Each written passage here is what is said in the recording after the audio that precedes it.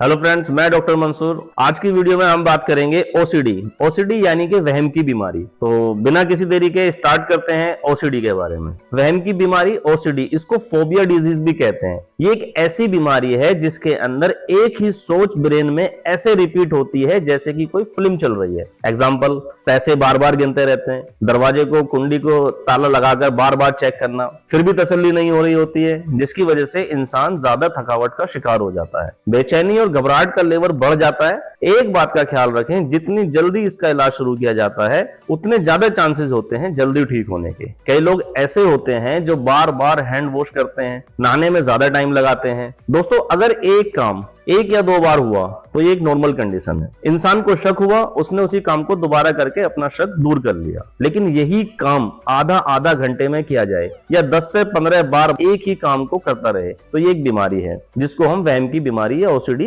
कहते हैं। दोस्तों, इस बीमारी में मरीज को यह ख्यालात आने शुरू हो जाते हैं कि उसके हाथ गंदे हैं या कपड़े गंदे हो गए हैं, या वॉशरूम में जाते हैं तो ऐसा लगता है कि कपड़ों पर छींटे आ गई हैं। इसकी वजह से बार बार कपड़े बदलते रहते हैं या अपने कमरे के बारे में बार बार ख्याल आता है कि रूम गंदा है। दोस्तों, अब इसी वहम को दूर करने के लिए कंपल्शन पैदा होती है, यानी एक रवैया बार बार रिपीट होता है, और वो रवैया होता है क्लीनिंग का, यानी कि क्लीनिंग रिचुअल हो जाते हैं। दूसरे नंबर पर आते हैं सिमेट्री के हवाले से। उसको यकीन हो जाता है कि यह काम एक तरीके से नहीं किया जाएगा या एक प्रोसेस से नहीं किया जाएगा या इन 2 या 3 स्टेप में नहीं किया जाएगा तो ये काम गलत हो जाएगा। इसके रेस्पॉन्स में वह ये काम बार बार करता है। अगर टाइल वाली जगह पर चल रहा है तो उसका मानना यह है कि एक खास खाने के बीच में पैर आना चाहिए। अगर वो लाइन में पैर आ गया तो दोबारा फिर से चलना शुरू कर देगा। इस तरह के बच्चे अगर पढ़ने बैठते हैं तो बुक्स को एक खास तरतीब से लगाएंगे, पेंसिल को एक खास तरतीब से शार्प करेंगे और तब पढ़ना शुरू करेंगे। इसके बाद आते हैं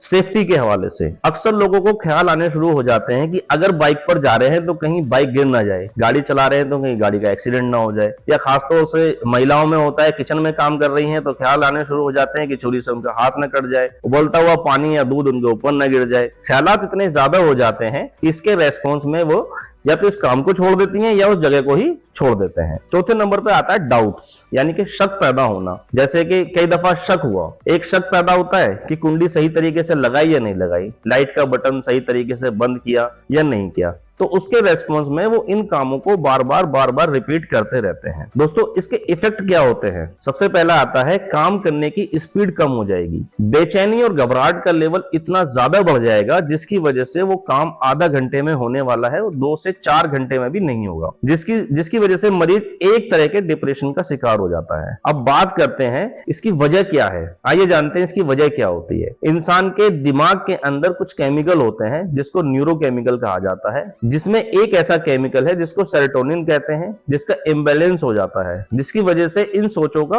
आना शुरू हो जाता है। और जब तक वो इम्बैलेंस ठीक ना हो, ये गैर जरूरी ख्याल या गैर जरूरी वहम इंसान की जान नहीं छोड़ते हैं। या जेनेटिक हो सकता है, जिन लोगों के घर में इस तरह के मरीज पहले से होते हैं उन लोगों में यह बीमारी होने के चांसेस बहुत ज्यादा होते हैं। कई बार कोई ब्रेन इंजरी हो जाती है या कोई ट्रॉमा की फॉर्म है या कोई एक्सीडेंट की फॉर्म हो सकती है, या कई बार हाई ग्रेड फीवर भी हो सकता है। अब इसका ट्रीटमेंट क्या हो सकता है? इसका ट्रीटमेंट दोस्तों सबसे पहले रिलैक्सेशन ट्रेनिंग, जो कि इन सोचों की कंपल्शन की वजह से जो बेचैनी हो रही है, जो घबराहट पैदा हो रही है, उसको कंट्रोल करना सिखाया जाता है कंपल्शन इसमें। दूसरे नंबर पर आता है मसल्स रिलैक्सिंग एक्सरसाइज या कोग्निटिव ट्रेनिंग, यानी सोचों को कंट्रोल करने की ट्रेनिंग कि जब ये सोचें आए तो उनको रोकना कैसे है और वापस अपना ध्यान काम की तरफ कैसे लेकर आना है। दोस्तों, अक्सर लोग पूछते हैं कि यह वहम की बीमारी ठीक तो हो जाएगी, तो मैं आपसे एक ही बात कहना चाहता हूं कि हमारे बड़े बूढ़े पहले से कहते आए हैं कि वहम की बीमारी का कोई इलाज नहीं है, इसका इलाज हकीम लुकमान के पास भी नहीं है। लेकिन जितनी जल्दी इस बीमारी का इलाज शुरू किया जाएगा उतनी जल्दी चांसेस होते हैं ठीक होने के।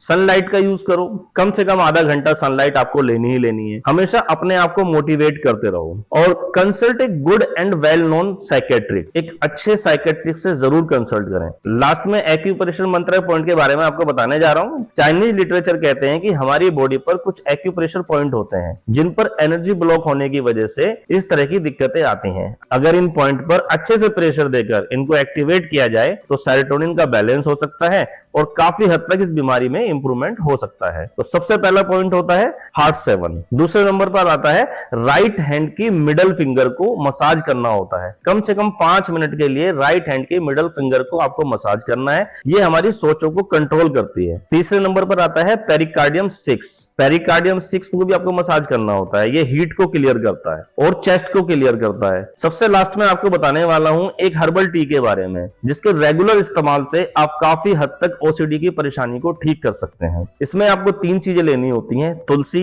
जिंजर और सिनेमोन स्टिक। तीनों को 2 कप पानी में इतना पकाएं कि वो 1 कप रह जाए। दिन में 2 बार जरूर पिया करें। इसके अंदर एक कूलिंग प्रॉपर्टी होती है और ये माइंड को क्लियर करती है। दोस्तों, हमारे YouTube चैनल को ज्यादा से ज्यादा सब्सक्राइब करें, लाइक करें और इस तरह की इंफॉर्मेशन वीडियो आपको आगे भी मिलती रहेंगी। इसलिए ज्यादा से ज्यादा अपने सब दोस्तों में इसको शेयर करना है, सब्सक्राइब करना है और लाइक करना है। Thank you.